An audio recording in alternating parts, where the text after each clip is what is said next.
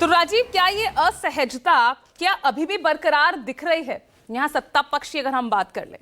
क्योंकि जब केजरीवाल को जमानत मिली निचली अदालत से, तो किस तरह से उस जमानत को रोकने की कोशिश सामने आई है। हाईकोर्ट मामला गया, हाईकोर्ट की प्रक्रिया को लेकर सुप्रीम कोर्ट ने उसे असामान्य करार दिया, फिर अचानक सीबीआई केजरीवाल की गिरफ्तारी कर लेती है, ठीक तब जब सुप्रीम कोर्ट में सुनवाई फैसला आना था उससे ठीक एक दिन पहले।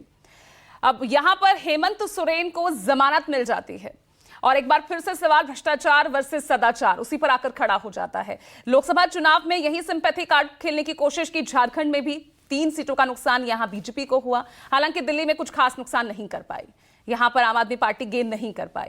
अब आने वाले विधानसभा चुनाव, अगर खास तौर से मैं बात कर लूं, महाराष्ट्र की बात करूं, झारखंड की बात करूं, दिल्ली की बात करूं, ये मामला जिस तरह के सवाल अब फिर से उठ खड़े हुए हैं कि सिर्फ विपक्ष वालों को ही यहां पर निशाना बनाया जा रहा है, ईडी सीबीआई किस तरह से उनका दुरुपयोग सत्ता पक्ष कर रहा है। चल हो जा शुरू। केसरिया से मन जोगी हुआ रे, दिल झूमे देखो पतवारा हुआ रे, दिल झूमे देखो पतवारा हुआ रे। हर पल मनाओ केसरी त्योहार। विमल, बोलो जुबां केसरी। माहौल कैसा बनता दिख रहा है?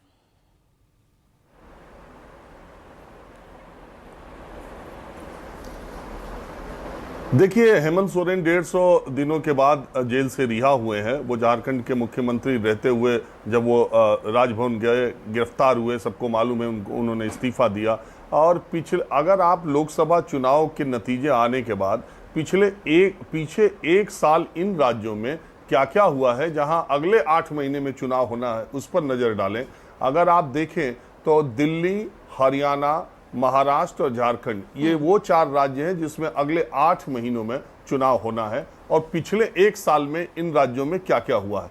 पहली बात तो ये है कि हरियाणा में बीजेपी की आधी सीटें तकरीबन घट गई और उसे 5 सीटें इंडिया ब्लॉक को झारखंड में मिली। महाराष्ट्र के नतीजे तो पूछना ही नहीं, बीजेपी और एनडीए को वहाँ कितना सेटबैक हुआ। और दिल्ली में भारतीय जनता पार्टी ने 7 की 7 सीटें हासिल कर ली, जो 14 और 19 में मिला था वो 24 में भी मिला। बाकी 3 जगहों पर एनडीए को, बीजेपी को नुकसान हुआ। बात मूल ये है, और इन 4 राज्यों में से 2 राज्यों के मुख्यमंत्री जेल में डाल दिए गए। पिछले अगर आप 1 साल पे नजर डालें तो यही हुआ है कि इन 4 राज्यों में से 2 राज्यों में जहां गैर बीजेपी शासित मुख्यमंत्री थे, उन दोनों को जेल में डाल दिया गया। और 2 जगह एनडीए के और या बीजेपी के मुख्यमंत्री हैं, और इन्हीं 4 जगह चुनाव होना है। जहां हमारे वरिष्ठ सहयोगी जो बात कह रहे थे, वो बहुत महत्वपूर्ण बात है झारखंड की पॉलिटिक्स के मद्देनजर, कि 5 सीटें जो वहां आरक्षित है वो सब इंडिया ब्लॉक ने जीती, और 28 सीटें इस तरह से झारखंड की असेंबली में है जो पिछले चुनाव में ज्यादातर झारखंड मुक्ति मोर्चा ने जीती थी। और क्या क्या हुआ, झारखंड मुक्ति मोर्चा में हेमंत सोरेन की भाभी सीता सोरेन को चुनाव से 2 महीने पहले भारतीय जनता पार्टी ने अपनी शामिल कराया। उसके पीछे कारण ये था कि सुप्रीम कोर्ट ने उनके एक केस में सुप्रीम कोर्ट ने जो फैसला दिया था, उससे सीबीआई की तलवार सीता सोरेन पर लटकने लगी थी, और वो उन्होंने तत्काल बीजेपी ज्वाइन किया इलेक्शन के पहले। उन्हें टिकट भी दिया गया, लेकिन झारखंड मुक्ति मोर्चा के एक कार्यकर्ता से हेमंत सोरेन की भाभी, जो बीजेपी के टिकट पर लड़ रही थी, वो 55,000 वोटों से चुनाव हार गई। हरियाणा में देखिए क्या हुआ, डिप्टी सीएम दुष्यंत चौटाला के साथ सरकार चला रही थी बीजेपी। वो आए थे यहाँ जेपी नड्डा से मिलने as a deputy CM Haryana. वो अभी मुलाकात करते इसके पहले वहां पर सरकार बन गई, मुख्यमंत्री ने इस्तीफा दे दिया, दूसरी सरकार बन गई, और वो खड़े ही रह गए, और बीजेपी ने उनके नीचे से कालीन खींच ली, उनको पता ही नहीं चला। और वो यहीं आए थे डिप्टी सीएम, और यहीं हो गए केवल विधायक। तो हरियाणा में आपने देखा, और उन्हीं के पार्टी के लोगों ने, कुछ लोगों ने और निर्दलीयों ने समर्थन दे दिया, बीजेपी अपनी सरकार हरियाणा में बचाने में कामयाब हुई। इसका नतीजा क्या हुआ कि चुनाव में कांग्रेस पार्टी को, आपको मालूम है, आधी आधी सीटें हरियाणा में हो गई। महाराष्ट्र में क्या हुआ, पिछले एक साल में सरकार उनकी थी, बहुमत था, शिंदे और बीजेपी की सरकार के पास पूर्ण बहुमत था, वो दोनों आराम से सरकार चला रहे थे। लेकिन उन्हें लगा कि इंडिया गठबंधन तो एनसीपी में फूट हो गई, और एनसीपी के उन नेताओं को जिन पर ईडी और सीबीआई की लगातार रेड पड़ रही थी, सम्मन था, नोटिस था, प्रॉपर्टीज अटैच थी, जेल गए थे, उन सारे लोगों को एनडीए सरकार में मंत्री बनाया गया। ये सब एक चुनाव से 2024 के एक साल के भीतर हुआ था। नतीजा ये हुआ कि एनडीए को भारी नुकसान महाराष्ट्र में हुआ। ठीक इसी तरह से झारखंड मुक्ति मोर्चा में जब मुख्यमंत्री को गिरफ्तार किया गया, हाईकोर्ट ने अपनी जमानत में ये बात कही है कि ईडी ने जो आरोप लगाए हैं वो सिद्ध साबित नहीं होते, और पीएमएलए के सेक्शन 45 की शर्तों में मुख्यमंत्री को जमानत देने की जो बात है वो हेमंत सोरेन पूरा करते हैं।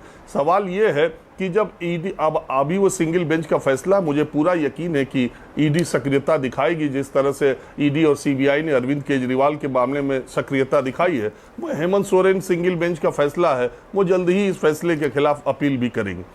हैरत की बात है कि नीट के एग्जाम का सारा हल्ला गुल्ला होता रहा, 25-24 लाख सारी चीज तथ्य थे, तो यही ईडी और सीबीआई सरकार के जांच का इंतजार करते रहे। ईडी और सीबीआई ने इस मामले में कोई सक्रियता पिछले एक महीने में तब तक नहीं दिखाई जब तक सरकार ने उनको आदेश नहीं दिया।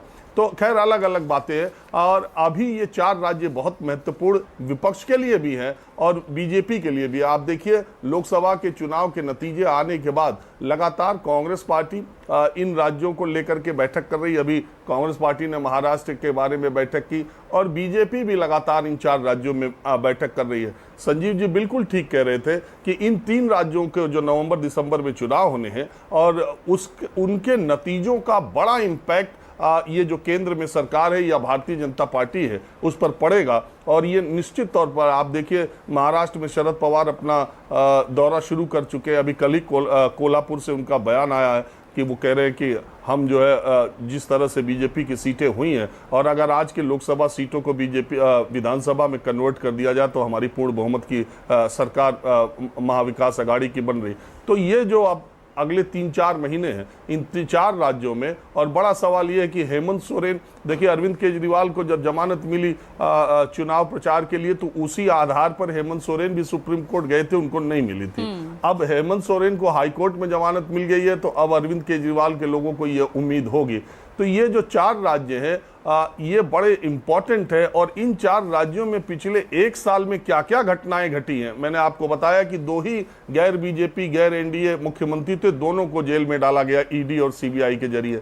और जो 2 सरकारें थीं जहां एनडीए बीजेपी की सरकार चल रही थी, वहां दूसरी पार्टियों को तोड़ा गया और सरकार को और मजबूत किया गया या विपक्ष को और कमजोर किया गया। तो अब विधानसभा चुनाव में जनता के फैसले का इंतजार होगा कि अभी तो आईना दिखाया बीजेपी को इन राज्यों ने, दिल्ली को छोड़कर। विधानसभा चुनाव में बीजेपी अपनी पुरानी ताकत को लेकर फिर वहां पर आती है, या बीजेपी को इन 3 राज्यों में झटका लगता है, ये अगले 6 महीने तक चर्चा का विषय यही रहेगा।